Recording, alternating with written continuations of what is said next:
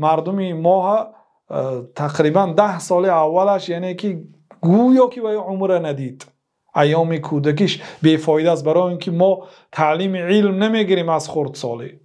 هم مردمی هستند که از سن 4 سالگی حفظ قرآن میکردن، حفظ تاریخ میکردن، حفظ حدیث میکردن. 8 ساله استادان ما میگن که من وقتی که عقل خودم را میشناسم حافظ قرآن هستم با 10 قرائت و با 20 روایت.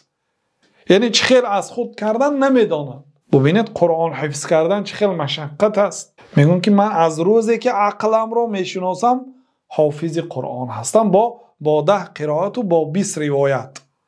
یعنی 7 قرائت صحیح و با 3 قرائت 16 قرائت میشه. و حافظ شیرازی میگوید که عشقت رسد به فریاد، ار خود زسان حافظ قرآن زبر بخوانی با 14 روایت. یعنی 7 قرائت، هر یک قرائت 2 روایت دارد، با 14 روایت یعنی این قرائت های صحیح است. و اون 3 قرائت شاذ با 2 قرائتش میشود 6 قرائت، با اون میشود 20 قرائت. میگن که من از روزی که عقلم را میشناسم حافظ قرآن هستم.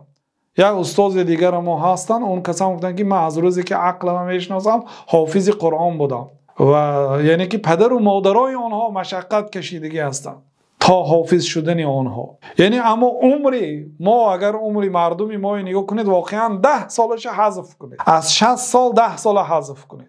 و این 8 ساعت خوابم که بسیار آدمای کم آدم 8 ساعت خواب میکنن، بسیاری مردم 12 ساعت خواب میکنن.